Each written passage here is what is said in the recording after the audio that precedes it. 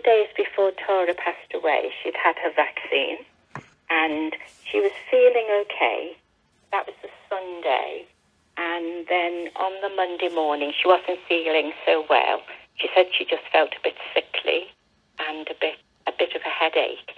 And so she said, I will not come over to you today, Mum. I'll just stay in my flat. And my last phone call to her on the Monday evening was at 10 o'clock.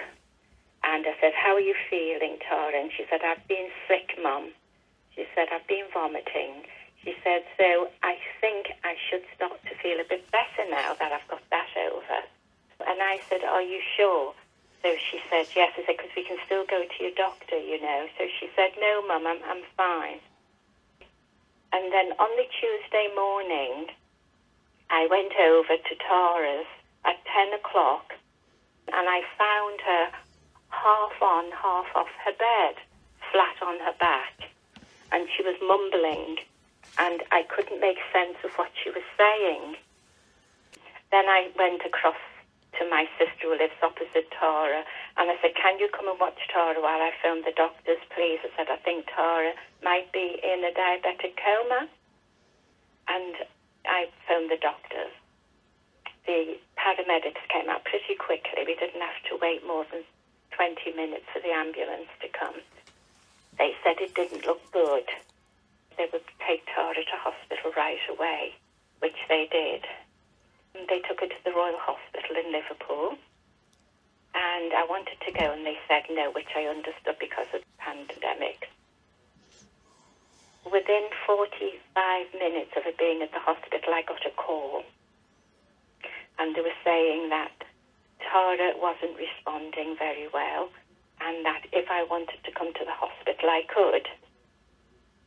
And I went to the hospital, and right away, a doctor spoke to me and said there's 2 very good doctors working on Tara now, and she's putting up a brave fight, and while she's still fighting, they're fighting for her. I said, all right. And it didn't look like her chances were that good. They came in again, the doctors, once I got to the hospital, and they said, oh, Tara has had a heart attack, and we're going to just straighten things up a little bit, and then you can come in and see Tara. But she's all wired up. And I said, oh, all right. And when I went in, it looked like Tara had already passed away. And I said, it looks like she's been through a hell of a lot. And they said, well, they're fighting for her, Mrs. Smiley, and she put up a good fight. But her body let her down.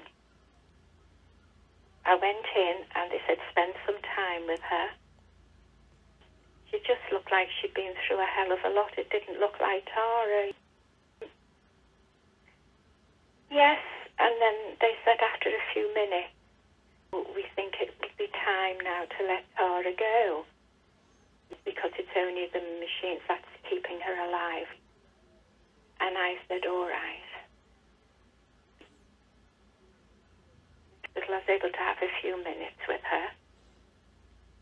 That was it, really. I felt Tara was failing, and 2 years ago we had 2 emergency calls from a doctor to say, get to the Royal Hospital as soon as you can. Your calcium has dropped so low. It's an emergency. And they'll be waiting for you at the hospital when you arrive.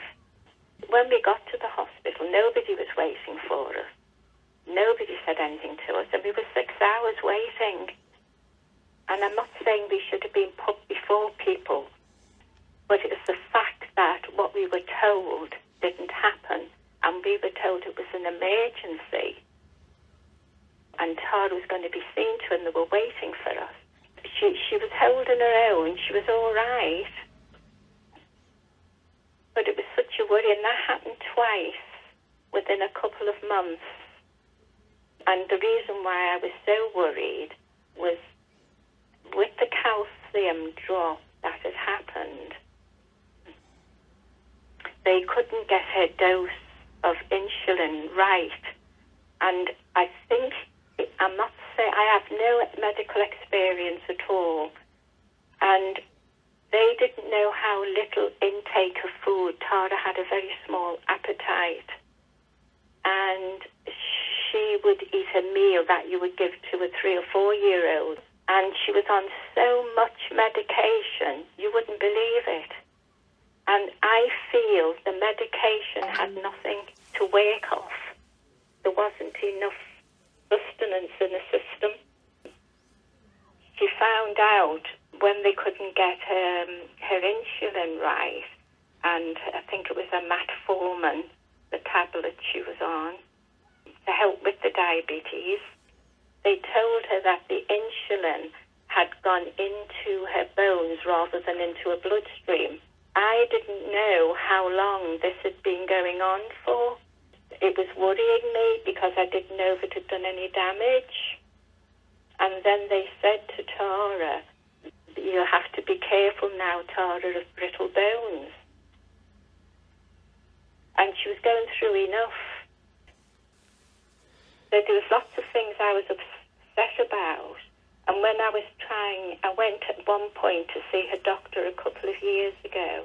I know about the patient-doctor privacy thing. I said, I well understand that. But I'm looking at Tara every day, and I can see her kind of fading away from me. We're so close. I said, it just isn't true. But there's times when I feel when Tara's talking to me, she's kind of far away, and I'm very worried. I don't like what I'm looking at. I said, you're not with her every day. I feel I need to know things to prepare myself to help Tara in case she has an attack of some sort. I said, I need to know what to do.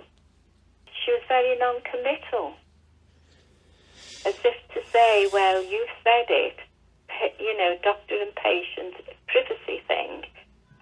I said, not only that, Tara, I said, I'm not as young as I was. There's been a lot of worry, you know?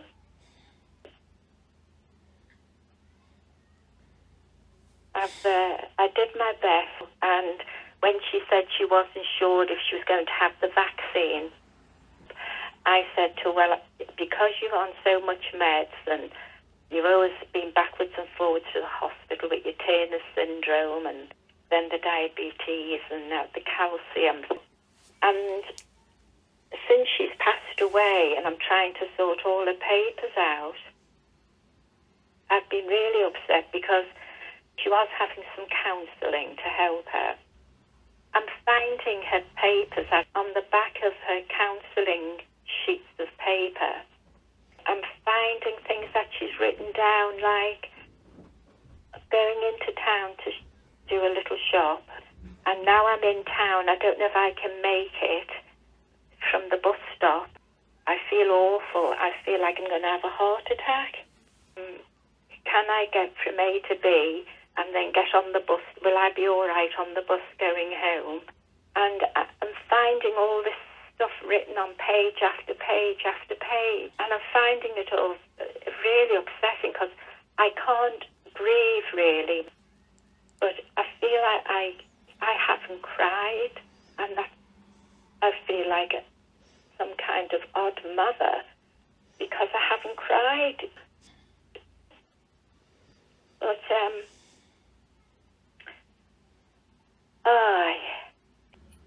I feel when I went to the doctors to speak to the doctor about Tara, I just think just sometimes when a parent is saying she's not eating enough of the medicine to work off, that should grab the doctor somewhere and say, well, I'm not saying what she's eating, and maybe this is why we're having the trouble with her dosage of medicines, and maybe we can learn something from this.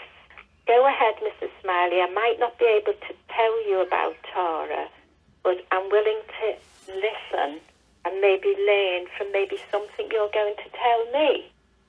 And I thought, I feel her doctor should have been in touch with all others had wrong with her and asked her to go in before she had the vaccine. And I think they should have spoken with Tara. And they didn't.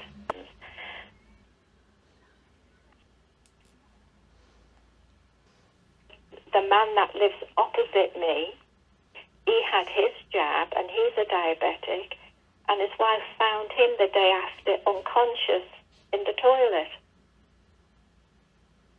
And then on the 8th floor, I'm on the 13th floor, on the 8th floor, a very good friend of ours has just passed away. He was ill after having his jab, and he was a diabetic. I think that more notice should be taken of people with ongoing illnesses before they have the vaccine jab. It should be checked on that they can have it.